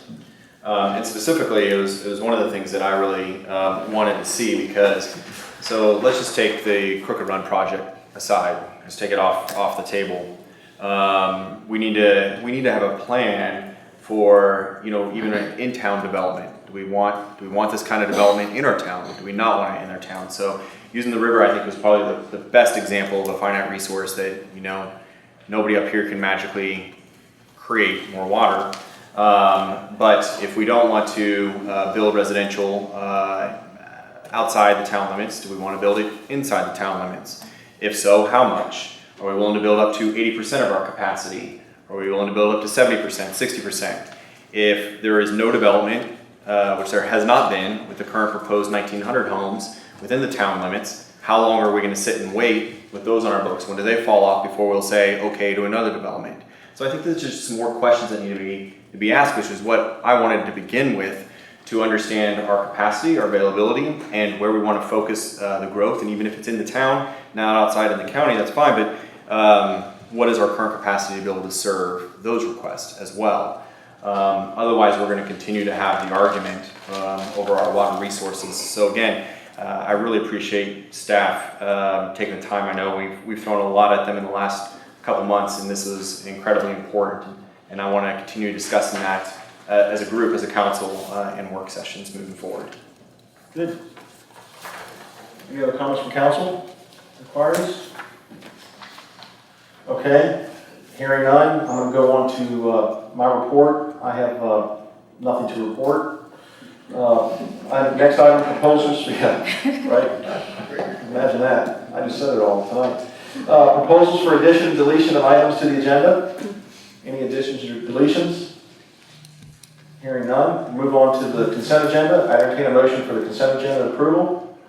Mr. Mayor, I move to approve the consent agenda items as presented. Second. There's been a motion properly made by Mr. Gillespie and seconded by Mr. T-Walt to approve the consent agenda. Any discussion? Ms. Berry, roll call, please. Councilman Gillespie? Yes. Councilman Holloway? Yes. Councilman Meza? Yes. Vice Mayor Seelon? Yes. Councilman T-Walt? Yes. And Councilman Thompson? Yes. Thank you. Thank you. Next on the agenda is the fiscal year 2020 budget amendment to accept funds for the Community Development Block Grant Facade Improvement Program from Mr. Greco at 109 East Main Street. I entertain a motion. Mayor, I move the council approve a FY20 budget amendment in the amount of $2,823.09 to accept funds from the Ed Greco for the Community Development Block Grant CDBG Facade Improvement Program related to 109 East Main Street. Second. There's been a motion properly made by Mr. T-Walt, seconded by Ms. Thompson to approve the block grant. Any discussion? One point I did want to clarify for the public's benefit. This is part of the process for our community development block grant. We have to do a budget amendment. I believe, Joe, the plan is we're going to try to figure out a way to consolidate that and for future. We have to do it individually by code, right, or by the grant? Yeah, we have to do a budget amendment because we have For to each accept individual revenue. one. And Okay. Yes, sir. The max on those grants, is it $20,000 per business? Yes, correct. And it only has, and can only be used for facade purposes? That's correct. Can it be used for structural, let's say roof, things like that? I don't know that answer. I'd have to defer that to staff and get back to you. And how many people have we had, or how many businesses have we had gone forward that have already been approved? I think it We was had 15. 12 in the first round. We have 2 different rounds, so I think, we're hoping to get over 20, but I'm not 100% sure on that number. Okay, thanks. Any other questions? All those in favor signify by saying aye. Aye. Opposed? Motion carries. Thank you. Next item is the bid for Community Development Block Grant Facade Improvement Program for Building 3, which is also 109 East Main Street. Entertain a motion. Mr. Mayor, I move the council approve a bid from Dinkman Construction Inc. in the amount of $13,395 for the facade improvements as part of the Community Development Block Grant on Building 3 located at 109 East Main Street. Is there a second? Second. There's been a motion properly made by Mr. T-Walt, seconded by Mr. Gillespie to accept the bid for the Community Development Block Grant from 109 East Main Street. Any discussion? All those in favor signify by saying aye. Aye. Opposed? Motion carries. Next on the agenda is council's approval or disapproval to advertise for public hearing on changes to Count Code 134 connection fees. I entertain a motion. Mr. Mayor, I move the council authorize staff to advertise for a public hearing to change tap fees and installation in Town Code Section 134 connection fees as presented. Is there a second? Second. There's been a motion properly made by Mr. Holloway and seconded by Mr. Gillespie to approve public hearing to change Town Code 134 as relates to connection fees. Any discussion? Yes. Mr. Holloway? I'm sorry, he's making the motion. I'll let him. Mr. Mayor, I know it was brought up by Councilman T-Walt at the work session about me possibly having a conflict of interest. I do want to read this here that town attorney had presented about having a conflict of interest. And I also want to say this, that a contractor or home builder, whatever you want to call it, you as a citizen can get a building permit every 24 months to build your own home wherever you want in town without going through a contractor. So I just want you to know that the tap fees as they are right now, $15,000. That does not include installation, which is another $7,000 to $8,000 depending upon the depth circumstances. Gentleman out here in the audience, Chris Ramsey is a developer. Am I saying that right, Chris? That's correct. So it could cost you a lot more than $24,000. And you just don't pass that on. Yeah, you do have to pass it on to the homeowner or the people who are purchasing the home.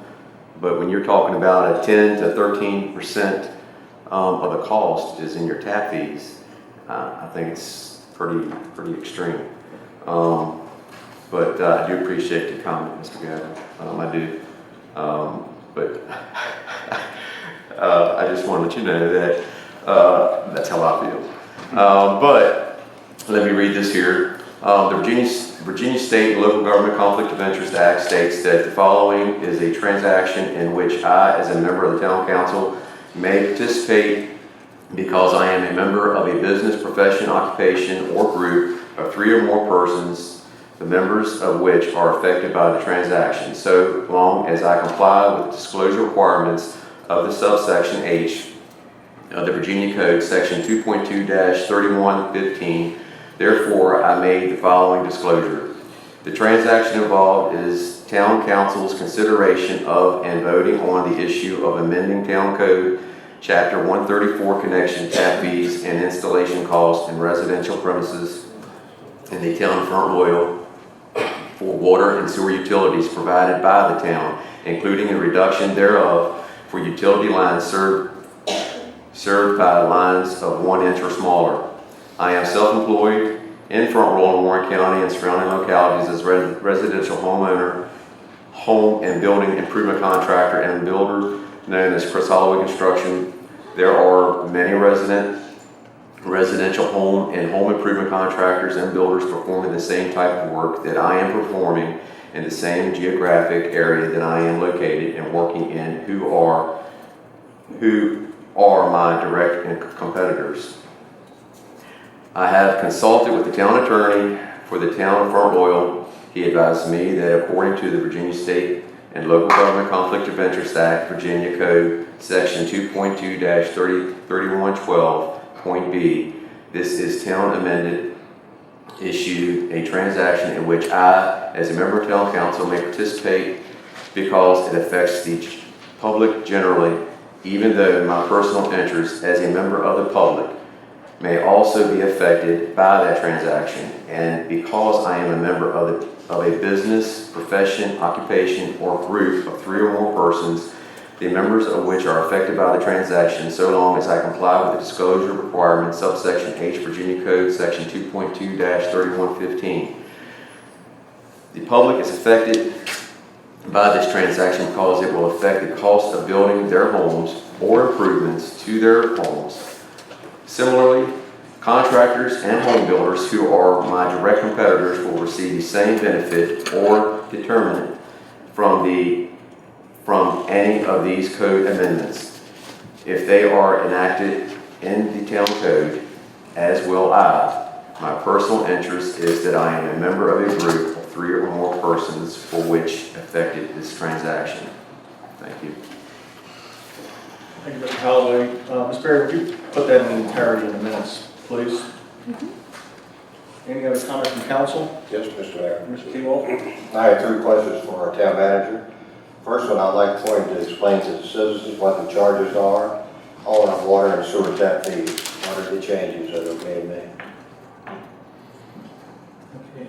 Councilman T-Wolf, to answer your question, the way I understand it as it's presented tonight, a 3/4 inch sewer tap will be reduced from $9,750 to $5,000. And 1 inch water tap will be reduced from $8,816 to $5,000, and sewer tap from $21,938 reduced down to $5,000. That's my. I'm sorry. 21,000. I'm sorry. Can you go back to the sewer tap? You went too fast. 1 inch sewer tap, which, well, it's all based on the code. It's based on a 1 inch water tap makes the sewer tap reduced from $21,938 to $5,000. The way I read the code. Proposed amendment. So in other words, you're telling me that we're looking at a $10,000 reduction plus the installation fee, which is another $5,000 to $7,000. Is that correct? That's correct, I failed to mention, The yes. second question is, what effect would this change have on our present budget? Staff has calculated what we anticipate to be a potentially lost revenue of, on the sewer side, of $130,000 in forecasting. Now, this is only an estimate of what we see and what we budgeted this year as a potential, and then the actual cost of doing the tap fees could be a potential loss of $70,000 on water as well as sewer. Plus the $7,000 that have to come somewhere out of the Yes, that's sewer installation. Yeah, I can't follow that. I'm sorry. Yeah, that's 13, that's pretty quick. I'm sorry, Joe, I couldn't follow all those numbers. All right, what numbers you want me to repeat? The tap changes, the way I see it is presented? Sure. Okay. You said it went from 21,938 to 5,000? Yes, sir. The way I read it, it says that if you have up to 1-inch water service tap connection, your sewer will be 5,000 capped. And right now it is, for a 1-inch water service, it is 21,938. Okay. What's the size for residential? A residential is 4-inch, but the way it's written, it says that if you have a 1-inch water main, up to a 1-inch water main, then there's a cap on the sewer tap at 5,000. And the way our code states that if it's a 1-inch water main, then your sewer tap is 21,938. Was that the way Mr. Napier wrote it? I believe so. I think it was a three-quarter line. What was the three-quarter? Three-quarter sewer was currently on code is 9,750. The way I interpret the proposed is capped at 5,000. That's the sewer. Yes. And the water is? The water is currently still 4,340, and there is no change in the way I interpret the proposed amendment. So, Mr. Walsh, in regards to the water, we're going to be losing 70,000 approximately. Sewer, we're going to lose approximately 200,000.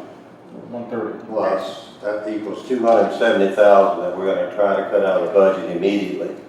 And we have no idea where the money's going to come from except coming out of the slush fund, as some people on this council calls it. That's what I call it. It's the money that we set aside for major projects, and you just heard us refer to those just a few minutes ago, for the sewer treatment plant and a new water treatment plant addition, maybe if we need it. So that's 270,000 is going to come out of our slush fund, and then another $7,000 for the installation fees. That somewhere along the line we'll have to absorb that cost as well. The third question I'd like to ask you, Mr. Walsh, is how much money would he take to correct our I&I problem if he had ordered to satisfy the DEQ? Councilman T-Watt, I really can't quantify. I know that we're going to be spending $3 million this year. I would anticipate 10 times that, but we're currently working with DEQ on this consent order, so I really can't quantify it. So what we're saying here tonight is we want to cut 10,000 out of our water and sewer fees in order to give a contractor relief that does not reflect back to the owner or purchaser. And then we're going to be able to find 270,000 somewhere in our budget to make the balance difference up. That's not going to happen only 1 year. It's going to be every year after, because it doesn't stop in 1 year. Next year we'll lose another 270 or more in regards to that. So we have to find a way to balance this thing. I think we need to leave it like it is. So I'm going to make a motion, amended motion to take it back to work session and rediscuss this in the lives of the public so that we all know what we're trying to really do here. Help the town or help the contractor. Mr. Mayor. There's a motion on the floor to amend. Yes. To amend this to take No, it back. no, I want to take it back to a work session.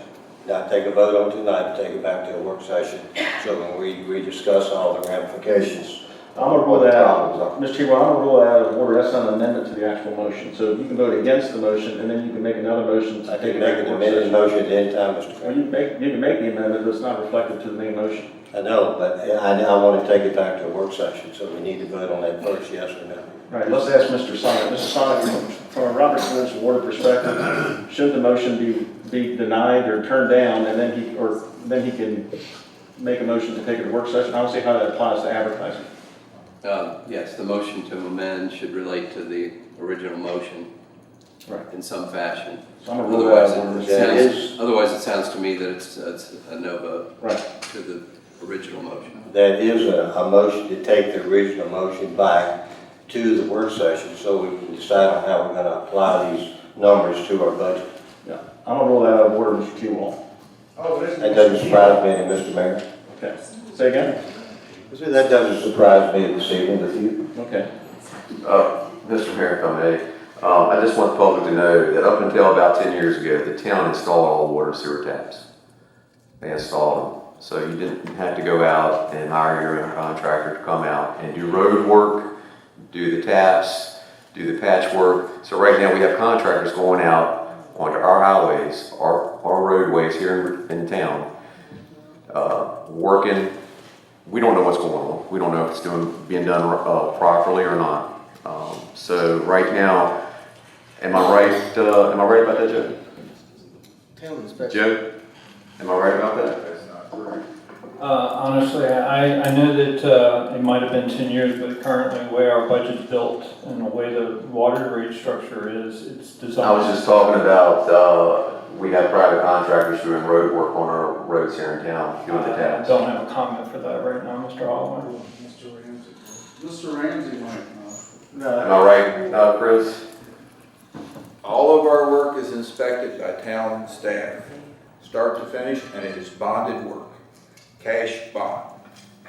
Well, we do have private contractors out, and I believe you do a great job. I just want to make a point that we do have private contractors doing work on our roads. And up until about 10 years ago, and now you're talking about the slush fund, Mr. Keyboard. How much money do we have in that slush fund? Do you know? Not at this point, I do know that. Shouldn't you know before you say anything about it? Hang on, let's address the issue. Let's don't get back and forth. Mr. Mayor, hang on. No, Mr. Mayor, do you happen to know how much? I do, I'll be addressing that. Okay. Any other comments? Yes, Mr. Mayor. Oh, one moment. Mr. Mesa? So just to be clear on the motion on the table is the motion to advertise for public hearing, which means that next Monday is a work session where we'd be talking about any confusion related to this. Sure. And at the next public hearing, there is still an opportunity that we're not prepared to discuss this and it can be taken off the agenda at that time. Is that correct? Yes. No, actually, our next meeting will be an official town council meeting on October 15th. We do not have a work session scheduled between now and October 15th. We can get that scheduled. We got plenty of work, plenty to discuss. So I'm happy to do that if that's the pleasure of council. So we can just let us know. Okay. Any other individual want to speak for the first time? Yes. Sorry, one moment. Anyone else? I'm going to speak for a moment on the first time. I wanted to clarify, Joe. I heard 130,000, and then I heard 7,000 for a total of 200. Is it 200 or is it 270,000, as Mr. T-Walt said? Staff's calculations are a total of potential loss of 270,000. 70,000 is in water, and the other 200,000 is in sewer. 200,000 in sewer. Okay. Thank you. Just for clarification on that, is there a certain number of homes that equates to that we're projecting in growth? Yeah, I had the... That's new dollars. Those are new dollars that were built into the budget on anticipated connection charges. Yes. Last year we had how many homes, Jeremy? Tap? Was it 22? Well, we had 17 so far this year. We're on pace for 25. Last year, I believe we had 16. Okay, so last year we had 16. We're talking about 25 taps. Now, what was really interesting, there was a lot of information in the last work session about the dire need of our sewer system and the fact that we need to spend all this money because of the water the water plant expansion and whatnot. So I had our town finance director run some numbers. BJ, as it relates to the slush fund, as I call it, but really it's unrestricted fund balance, you gave me some very interesting numbers. At the work session, off the cuff, you thought it might be close to $2 million available, and that's what, I thought it was more than that at the meeting. And the numbers you gave me, and I want you to correct me if I'm wrong, please. Okay. It's my understanding that once you back out future encumbrances, right, which are future obligations that are already booked, is that a good way of describing that? Yes, sir. And after backing out our 3 months cash reserve in that enterprise fund, the water and sewer fund, yeah. So we don't have $2 million available. We don't have $5 million. We have $12.1 million in our unrestricted fund balance. $12.1 million. Now, I also understand that we're operating at a loss in our water system, in our water and sewer. Is that correct, from an operational perspective? Sewer is operating at a loss. Water is not. The fund balance of $12.1 million is between water and sewer as of the end of fiscal year June 30th, 2018. Thank you. So, and one reason the sewer was operating at a loss, I believe, is one reason that you told me was what Mr. Waltz echoed, is the fact that we've had such a high volume of water and infiltration to the system, and the treatment of it, the $800,000 in just chemical treatment, and you're working diligently to try to balance that so that the users are paying close to break even. Now, the goal is to be at break even in the water and sewer. Is that correct? That is indeed the goal. That is the goal. So right now, because we're not at break even, we're already taking some of the tap fees to offset the loss in the sewer. Is that correct? Well, tap fees, any revenue coming in. Any revenue. Yes. Okay. So in essence, if the goal has been to operate our operations at a break even, okay, and we have after encumbrances, you had that column. I didn't bring it with me, but the total in unrestricted fund balance was it close to $27 million?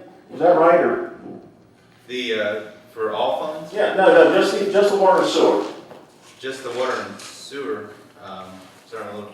Oh, you mean once you add encumbrances back in the 3 months. Oh, you add everything back in. It's about $22 million. $22 million. So we have a total of $22 million in our unrestricted fund balance for water and sewer. Okay, take out the encumbrances, take out our 3 months cash reserve, and we're sitting on $12.1 million. And I would argue that came from tap fees. I don't think that came from profits in water, or I'm not certain that came from profits in sewer. It came from tap fees. And tap fees do get passed on to the homeowner. When you have a home, and I mentioned this at the work session, when you have a home that's being built for $200,000 and 10 to 12% of that home construction cost is a tap fee, it's egregious. I think it's wrong. I've been against it for a decade. This policy was instituted to stop growth in Warren County. Now, some here tonight don't want any growth in Warren County, okay? But on the other hand, I hear from many citizens about the need for workforce housing, about affordable housing. And I said at the work session, I think these tap fees are high, and I'm perfectly fine with tapping into the $12.1 million and using that money to help our I&I. I'm perfectly fine tapping into $12.1 million and using it to make future upgrades. Perfectly fine with doing that. This town's been sitting on a lot of money, and it's time to start spending some of that money on infrastructure. We're sitting on it way too long. How about lowering the water rates? Where's the money at? Mr. T, you got something you wanted to say? Second round of discussions? Going back to the money you're talking about, you say it's unrestricted. That's not true, due to the fact that if we do the $12 million on the expansion of the water to go out to the corridor, that's going to be between $11 and $12 million. We're saying that we know where the money's coming from. I don't think it's going to come from that particular issue as far as the Dominion power. I think we're going to have other issues that we need to follow. We have other areas where we need to do upgrades on the water plant and other areas that I'm sure is going to be coming down through the DEQ. It's just like your home. In your home, do you spend all your savings just so that You don't have any in the future to take care of any emergencies or anything come forward. You know, $12 million in a town of $43 million budget, that's not a lot of money. So I don't know where you all come from and saying, oh, we got all this money. It don't take long to get rid of money when you have major problems. Snow removal next year, we could spend as much as $1 million in additional funds just for salt alone. So, you know, when you say $12 million, again, to you and me as a private citizen, that's a lot of money. But to the town of Front Royal, no, that's not a lot of money. I think we need to preserve our funds for the future, whatever it may be, if it's a sewer plant, water plant, whatever it may be, I primarily. And I think that when we're talking about cutting these actual water and sewer taps is really a joke, in my opinion, because it's not going to help anybody except the contractor. Number two is, if you go to Frederick County, their water and sewer taps is over $21,000 a year. They built 40 new homes out in the actual Lake Frederick area this year alone. So it has nothing to do with the economy, has nothing to do with anything. If people want to build, they'll build. If they don't want to build, they're not going to build. Whether you drop them down to zero or put them back up to where they should be. And we should leave them alone and leave them just like they are this time. Thank you, Mr. T-Wall. Anyone else wish to speak for the second time? Mr. Mesa? Mr. Mayor, okay, go ahead. Just a quick comment. I'm going to vote for publication of this tonight.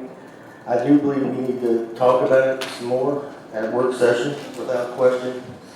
But I just want to make one comment because I totally reject the premise that we need our town's taxpayers' money and hang on to it. If it's not going to be used, give it back. I totally reject that premise. Thank you, Mr. Mayor. Thank you, Mr. Glasser. Good point. Mr. Mesa? Sorry, I did keep asking clarifying questions along the lines of what Councilman T-Wall was saying, that Mr. Mayor, the $12 million that you're referencing, that was after a 3-month reserve contingency fund? Mr. Yes, sir. It was after the 3 months reserve. So we've set aside, so the $12 million is after setting aside 3 months contingency in place for the unforeseen. Is that correct? Yes, sir. Okay. So I think what Councilman T-Wall is suggesting then is that perhaps 3 months is not enough, and you would want more. But I think it's important to say that 3 months is already taken into account when there is the $12 million. The water loop project that Councilman T-Wall also mentioned, I think I would like some clarification on that.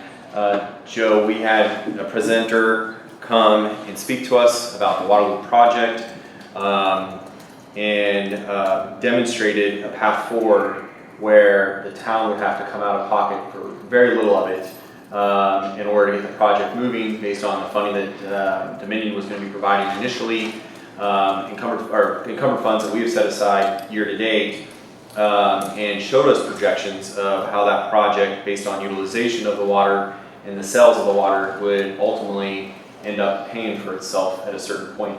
Is that correct, or is there new monies that we need to be setting aside out of that $12 million?